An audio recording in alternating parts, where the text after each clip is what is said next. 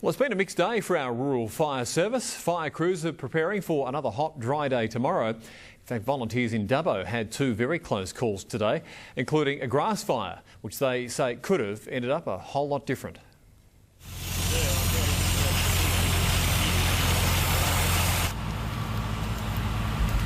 When the state is under a total fire ban, this is the last thing firefighters want to see.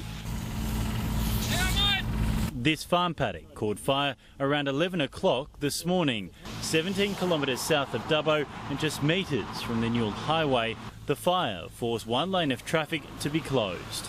But a call to 000 from a passing driver quickly saw the rural fire service on site. We had 6 tankers responding there this morning, and you probably got in the vicinity of 20 people spread out over those 6 tankers. Back at RFS headquarters, the command centre had been prepared for the worst. 13 mile control, fire come over. Concerned the low humidity and hot temperatures could see the fire get out of control.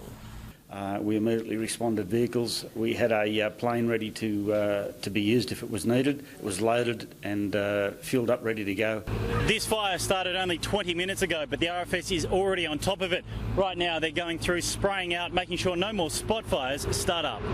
It took fire crews around 2 hours to put out the fire. Superintendent Lyndon Whelan is thankful the winds weren't strong enough to let this fire get out of control. Not a real big fire, but certainly could have been dangerous if the guys hadn't got on it quickly. At Mountain Creek, Shannon Marshall-McCormack, Prime 7 News. Fire crews have just managed to save a number of homes at Mugger Downs, northeast of Dubbo. 3 fixed-wing water bombers were called in and 10 tankers to fight the blaze. It broke out just after 4 o'clock. The fire threatened a number of homes, but fire crews were able to contain the blaze about an hour ago. It's just the kind of quick-moving grass fire the RFS is hoping to avoid tomorrow, and why another total fire ban has been declared for the entire state.